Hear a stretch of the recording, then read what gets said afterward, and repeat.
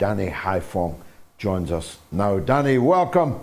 Fresh from what I hope was a triumph. I haven't watched it yet, but I'm sure it was a triumphant appearance at the United Nations.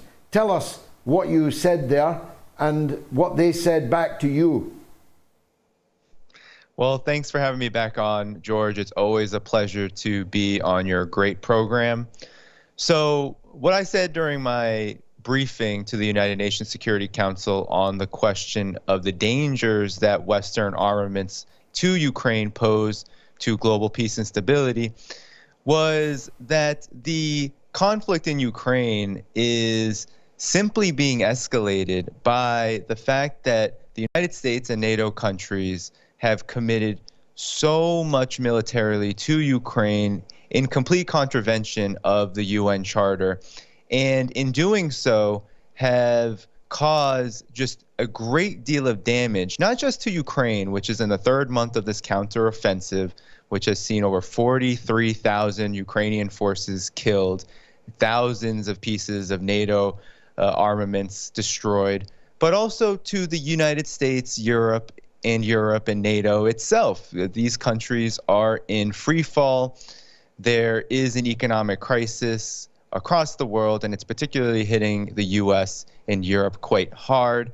And the military situation for these countries is also pretty dire, considering the fact that now you have, and I cited the fact that there are officials that come straight from NATO, that come straight from these hawkish think tanks, that are all admitting that not only is Ukraine unable to win this conflict against Russia, but also NATO countries, including the United States, are suffering mightily in terms of their ability to supply the weapons that Ukraine supposedly needs to win.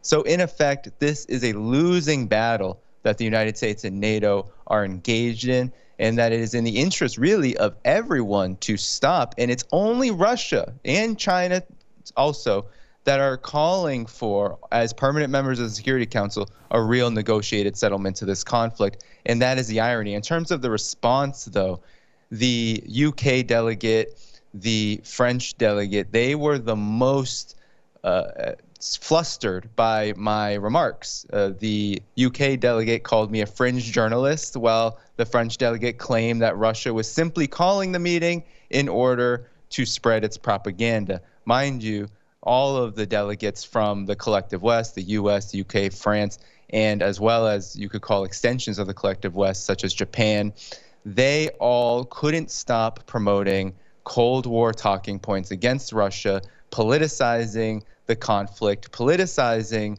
the UN Security Council, and making it all about how Russia not only needs to stop its so-called invasion, but really how Russia needs to be destroyed. This is the way they talk about this conflict, and it just goes to show which side they really are on. They are on the side of permanent war.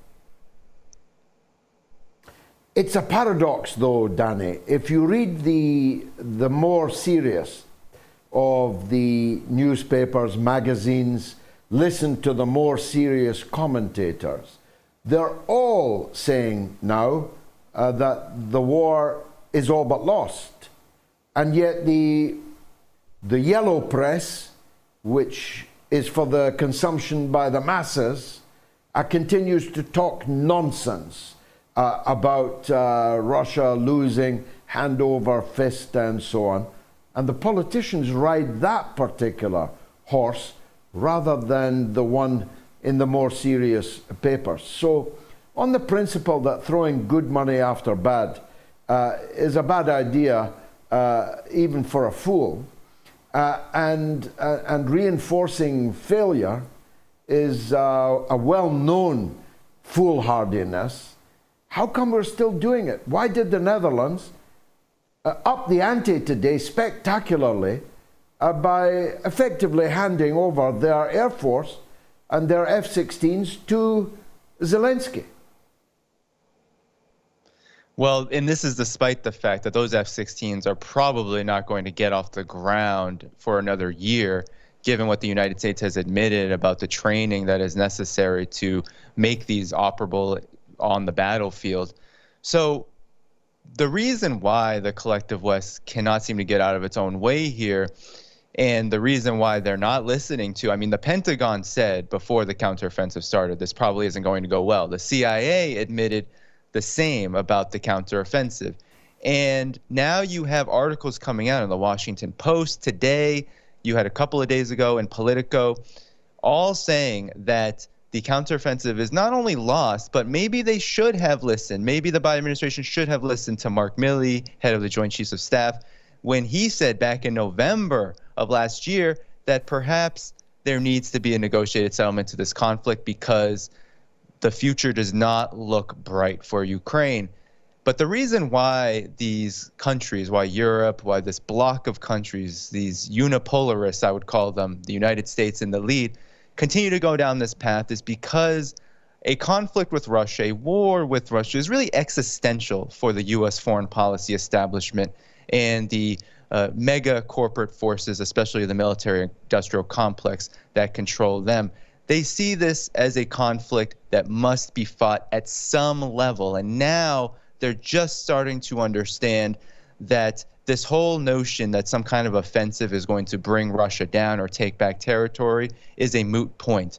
But even their calls for so-called settlement or negotiation really just amounts to a freeze, or what NATO has tried to push to Ukraine, which Ukraine rejected wholesale, is NATO membership for Ukraine, while Ukraine cedes the fact that it's going to have to give up the territory that Russia has won.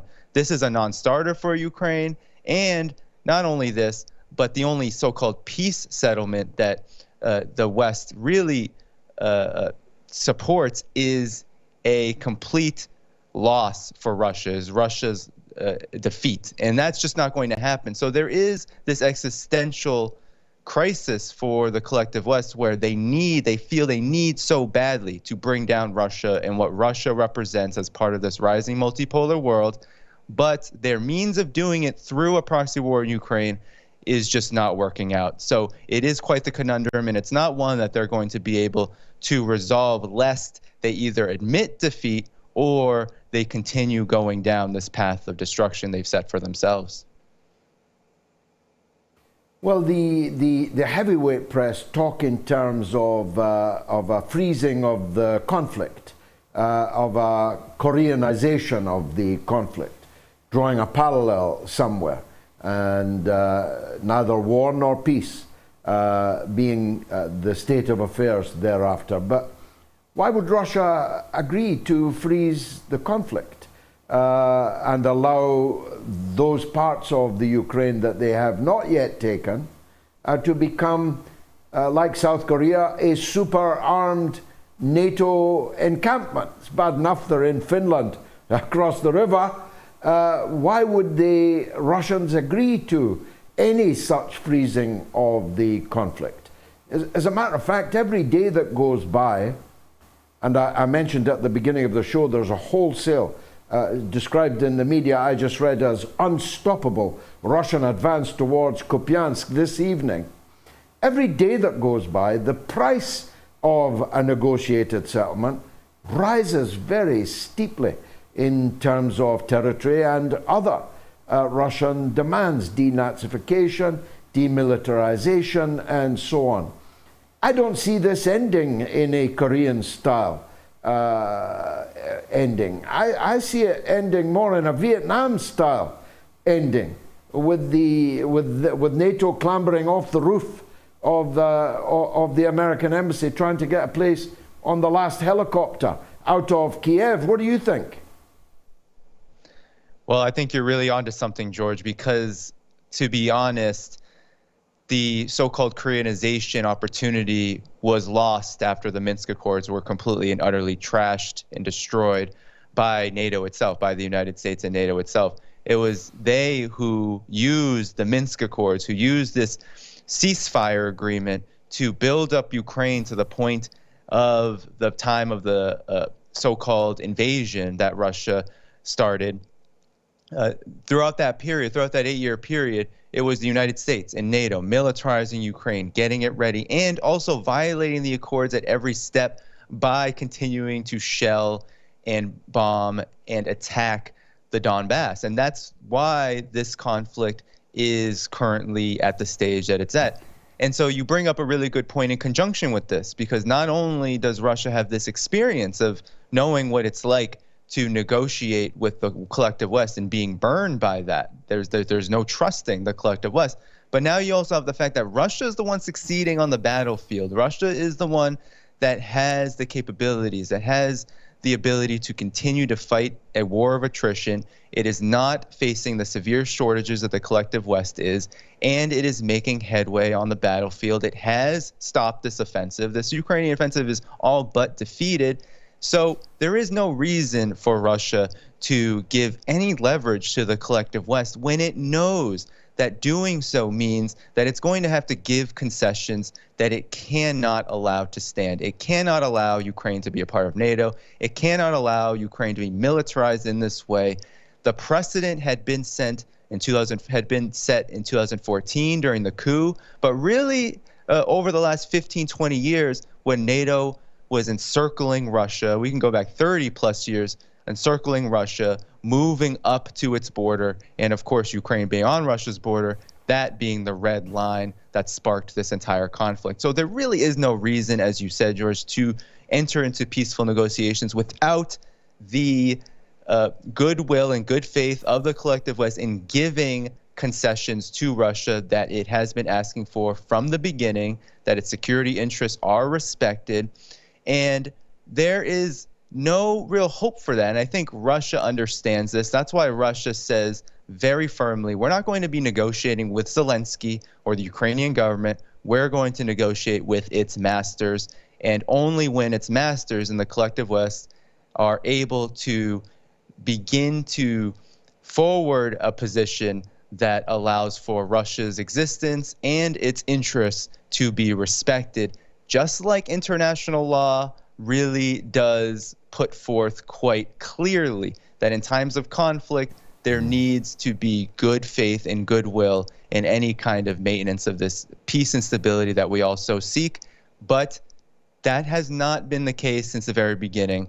And all the naysayers out there always like to forget, and they always like to erase the fact that this conflict began in 2014 with the coup, and then with the thousands upon thousands of ethnic Russians and Russian speakers and people in the Donbass residing along Russia's border being attacked and terrorized by the Ukrainian government, the Ukrainian regime backed by the U.S. and NATO.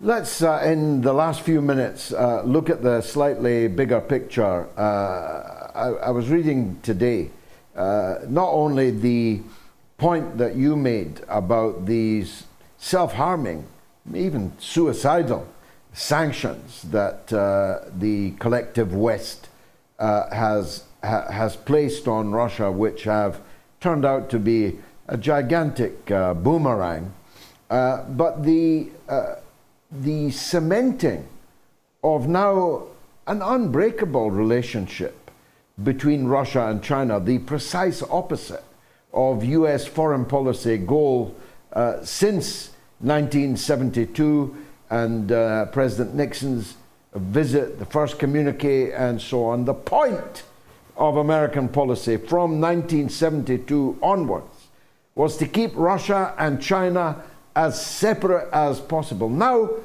they have made this great leviathan of Russia-China. You can say it in almost as one word, Russia-China. They've made this gigantic leviathan, which will surely be the core of this Eurasian future of which we talk. It's a spectacular foreign policy blunder by the West, isn't it? And was there any sign at the United Nations that any of them even have begun to realize that? No, not at all. Actually, the United States in particular, but really the collective West as a whole, is on this suicide mission to try to galvanize any country within the global South, within the sphere, Eurasian sphere, and also in Africa as well, in Latin America, any country it can, and try to organize them against Russia and China, as if that militarily is actually going to meet the objectives that the United States has set forth at the moment. The reality is that China and Russia, of course, have their own independent political and economic reasons for developing a strong relationship. The Cold War was a disaster in large part because those two countries were split politically and then, of course, economically. Now, the interesting thing that is occurring is that when the United States, when the collective West go after Russia and China simultaneously, what they are really admitting to is the fact that they can't break the bond, that despite any attempts to forge some kind of foreign policy that is coherent and that targets a specific quote-unquote enemy, that by labeling Russia and China as kind of equal players in the so-called threat category, what the U.S. is admitting is that no longer can it compete and no longer can it allow Russia and China to stand independent, sovereign, and united. But the more that it goes after both of these countries, of course, the more they are going to come together because they share an external enemy now. So this is quite the conundrum. It is one that is not going to go away. It is one that is kind of inevitable at this point because the United States and its NATO allies cannot afford to get close to either Russia and China for both political and economic reasons. And it's so interesting that in this moment when we're talking about the United States as kind of this declining empire, that you have this very clear set of lines being drawn where Russia and China are supposed to be the so-called enemies of the United States, but the only thing that could possibly save the United States from itself in foreign policy terms is by trying to divide the two. So that's why you have competing strategies that really end up coming together and forming one foreign policy objective, and that is the destruction of both. And the fact of the matter is that the United States nor its so-called allies have any capability to do such a thing. China and Russia alone, standing alone, are powerful enough. Russia has shown it in Ukraine. China has shown it with its immense economic growth and its ability to cooperate with damn near everybody in the world. Russia, of course, not so close behind in that realm. These countries alone are able to stand up to the United States and the collective West. Together, they make up a force that is the leading one in multilateral, multipolar developments like BRICS, like SCO, Shanghai Cooperation Organization, like, of course, the Eurasian projects of Belt and Road Initiative, Eurasian Economic Union. All of these projects really flash to us the future of the world order. And the United States and the collective West, by not being able to flexibly maneuver the international arena to meet its own interests, is really admitting and showing the world that, in fact, it really has no other cards to play, that it's either going to pursue this endless war, which could very go nuclear against these two countries, or it is simply going to grind up into dust and float away in the wind, which is kind of what's happening right now because the United States is finding itself and its NATO allies are finding themselves on the outside looking in on all of these multipolar developments. And that is only going to make it more and more belligerent. So the writing is on the wall, and that is very clear to see when it comes to how the U.S. approaches Russia and China. Thank you for tuning in to my latest video. I appreciate all of your support. This channel, however, needs your help. I am seeking to make this channel more sustainable in the long term and upgrade necessary equipment to ensure that this work continues onward and makes progress to give you all of the geopolitical analysis that you all deserve. For that reason, I'm asking you to become a member of my Patreon community at patreon.com/DannyDhaiphong. You can find that link in the video description or in the pinned comment below. For whatever amount you choose to give, just know you are supporting independent media that you can't find anywhere else. Thank you so much, and I look forward to the next video.